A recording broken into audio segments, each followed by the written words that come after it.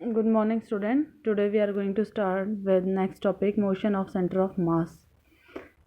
हमारे पास जो इक्वेशन आई थी सेंटर ऑफ मास के लिए position vector r is equals to 1/m summation i इक्वल्स टू 1 to n mi/ri।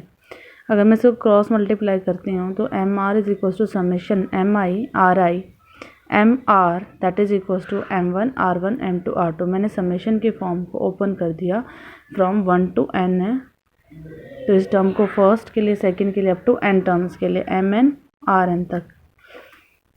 Summation mi को हमने क्या लिखा है, total mass of the system.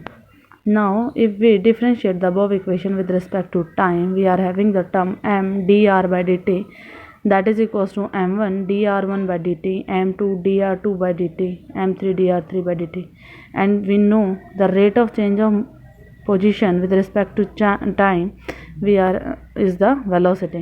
So mv is equals to m1 v1 m2 v2 plus m3 v3। Mass का differentiation नहीं हो सकता, it doesn't vary with time, so it is equals to 0। So differentiating अब equation with respect to time, हमारे पास क्या term आ जाएगी, m dv by dt, m1 d1 by dt, m2 dv2 by dt and so on।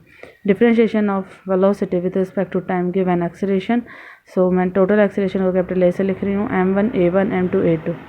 Now हमने जहाँ centre of mass की derivation की थी वहाँ हमने देखा था कि इंटरनल फोर्स कितना हो जाता है 0, क्योंकि there is equal and opposite reaction, F12 is minus of F21, तो ये कैंसिल आउट हो जाता है। सिर्फ डिपेंडेंसी एक्सटर्नल फोर्स पर होती है, that means this MA is your F external, that is equals to M1 A1 M2 A2 and M3 A3, F1 F2 F3 and so on.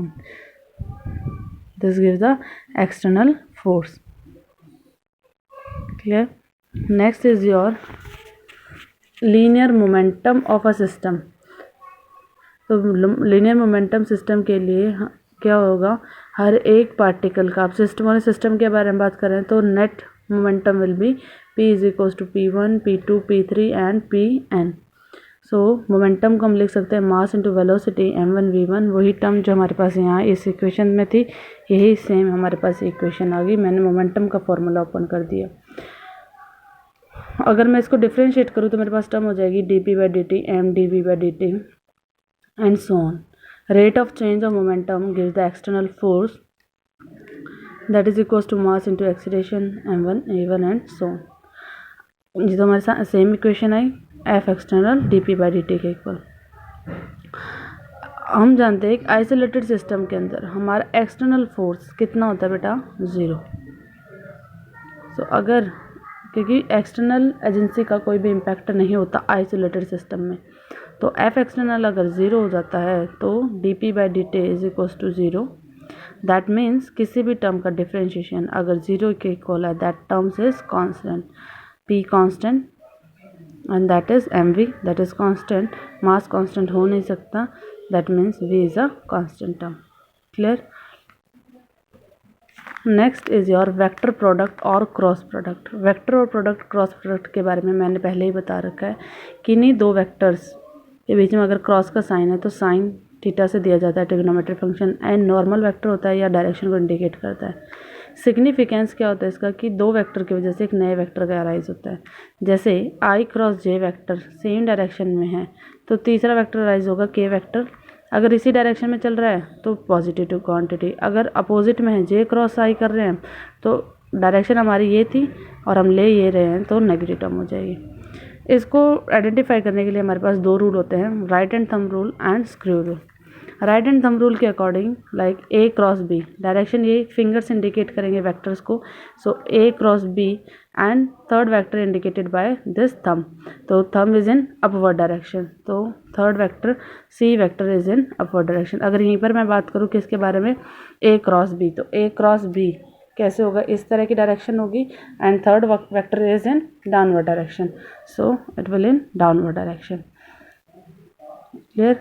Next screw rule. Screw rule के according क्या होता है, like screw को अगर मैं इस pen को rotate करती हूँ, स्क्रू को करके देखना, जब आप स्क्रू को क्लॉकवाइज करते हो तो कहाँ पे जा रहा है पेन, इनवर्ड डाउनवर्ड। अगर इसे एंटी क्लॉक करते हो तो क्या करेगा ये स्क्रू, पेन कहाँ की तरफ आएगा, ऊपर। और अगर इसको मैं क्लॉकवाइज करती हूँ तो कहाँ जाएगा, इनवर्ड।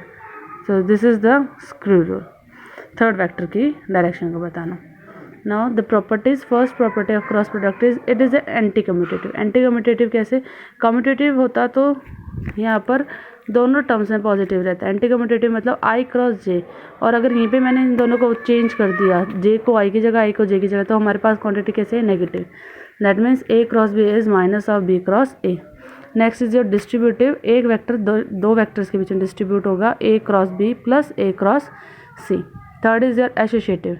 ए plus B cross C plus D gives, associate होगा हर एक वेक्टर दूसरे वेक्टर के साथ, A cross C plus A cross D plus B cross C plus B cross D.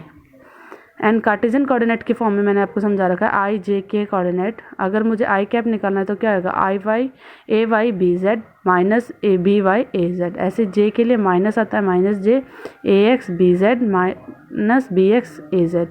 के लिए ये क्वांटिटी कवर अप कर लो, A X B Y minus B X A Y. ये क्वेश्चन है, आप ट्राई करना। फोर्स दे रखा है आपके पास -3 I cap plus J cap plus 5 के कैप न्यूटन। पोजीशन वेक्टर दे रखा है 7 आई कैप प्लस 3 जे कैप प्लस के कैप मीटर। आपको टॉर्क निकाला, टॉर्क क्या होता है? Are cross F. सो इसकी वैल्यू निकालना है आपको क्रॉस प्रोडक्ट की हेल्प से।